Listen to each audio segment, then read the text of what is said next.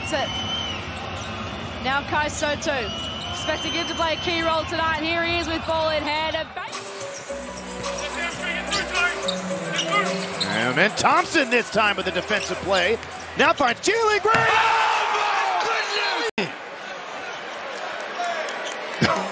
Kai Soto at Jalen Green, dalawang star ng basketball na kinikilala hindi lang sa Pilipinas kundi pati na rin sa buong mundo. Pero ano kaya ang mangyayari kung magsasama sila sa Gilas Pilipinas? Pag-usapan natin ang posibilidad, ang epekto nito sa national team, at kung paano ito magbabago ng landscape ng Philippine basketball.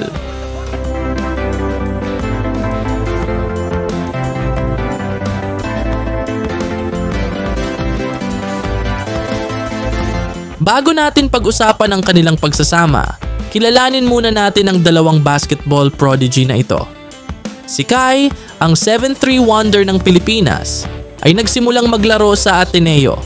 Mula doon, naging international player siya at nakilala sa NBL at Japan B-League. Siya ang simbolo ng pangarap ng maraming batang Pinoy na makapasok sa NBA. Kung Jalen Green naman, may dugong Pilipino sa ina, ay isa sa mga rising stars ng NBA. Sa kabila ng kanyang pagiging Amerikano, ipinagmamalaki niya ang kanyang Filipino heritage.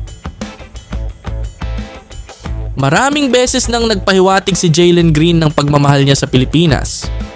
Pero kamakailan lamang sa kanyang interview, sinabi niyang mas gusto muna niyang maglaro sa USA team.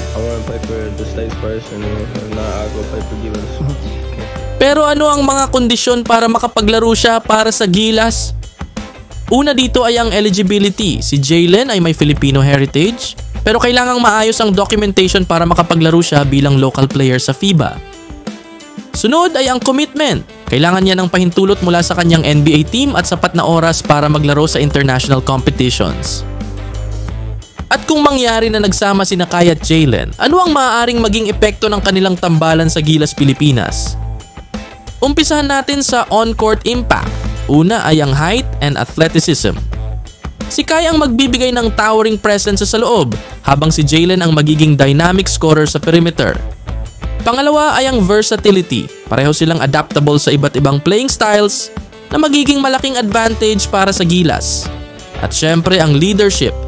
Sa murang edad, may leadership potential na silang dalawa na maaaring mag-inspire sa team.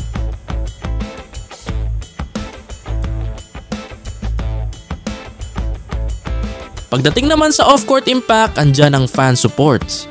Ang tambalang kay Jalen ay maghahatak ng mas maraming fans, hindi lang sa Pilipinas kundi pati sa international stage.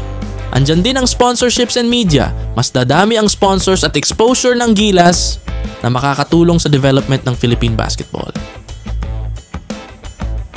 Bagamat exciting ang posibilidad, maraming hamon ang kailangang harapin. Ito ang ilan sa mga challenges kakaharapin ng team. Una ay ang scheduling. Paano mag-a-adjust sina Kai at Jalen sa schedule ng Gilas lalo na't pareho silang busy sa international careers? Pangalawa ay ang team chemistry. Kailangan ng oras para mag-develop ng chemistry sa ibang players ng Gilas. Pangatlo ay ang FIBA rules.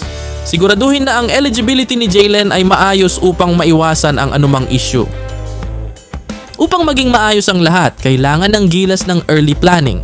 Simula na ang pag-uusap sa kanilang mga teams at FIBA para sa maagang preparation.